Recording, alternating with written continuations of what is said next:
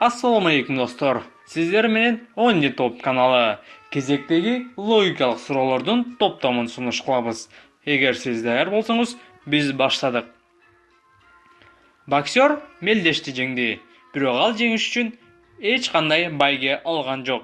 Бүт бардык мактоолорду, байгелерди тренер алып кетти. Суроо: эмнеге боксер эч нерсе алган жок?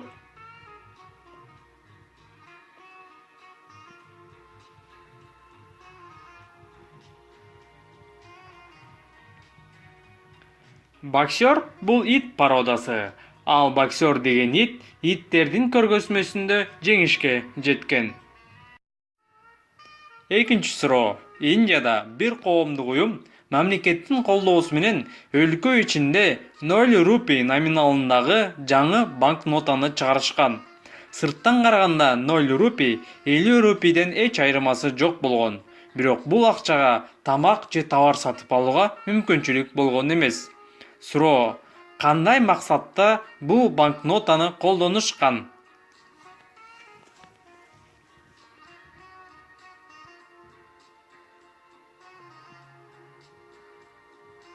Индияда коррупция күч алган, демек пара берүү менен күрөшүү максатында чыгарылган.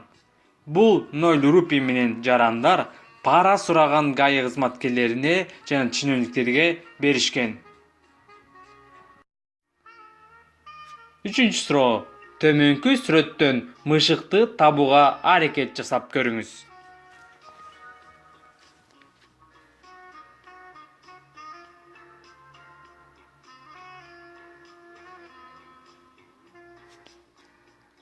Туура жооп сүрөттө көрүнүп турат. Эгер мышыкты чындап тапсаңыз, класс басыңыз, биз кийинки суроого өтөбүз. Төртүнчү суроо. Асан абдан бактылуу адам. Ал 29 жашта. Ал чоң бир компанияда иштейт. Компаниянын филиалдары дүйнөнүн бардык өлкөлөрүндө бар. Ал дайыма саякаттап жүрөт. Кымбат самолеттордо учат. 5 жылдыздуу мейманканаларда жашайт.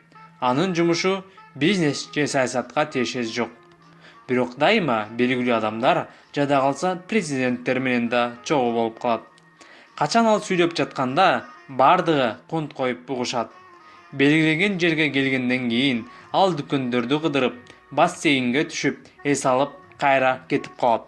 Суроо: Асан ким болуп иштейт?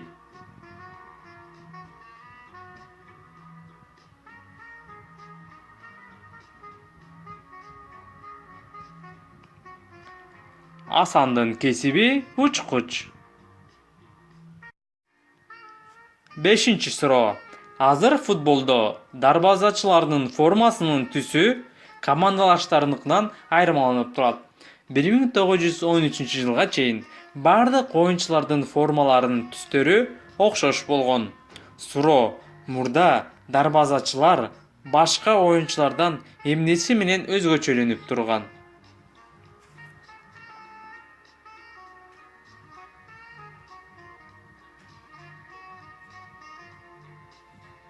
Дарбазачылар мурда баш кийим кийип ойношкон. Мына ушул жерде өзгөчөлүк болгон. Урматтуу достор, эгерде бул видео сиздерге жакса, класс басабыз, ой пикир калтырабыз жана биздин каналга кошулууну унутпайбыз. Биз менен бирге болуңуздар, кызыктын бардыгы алдыда.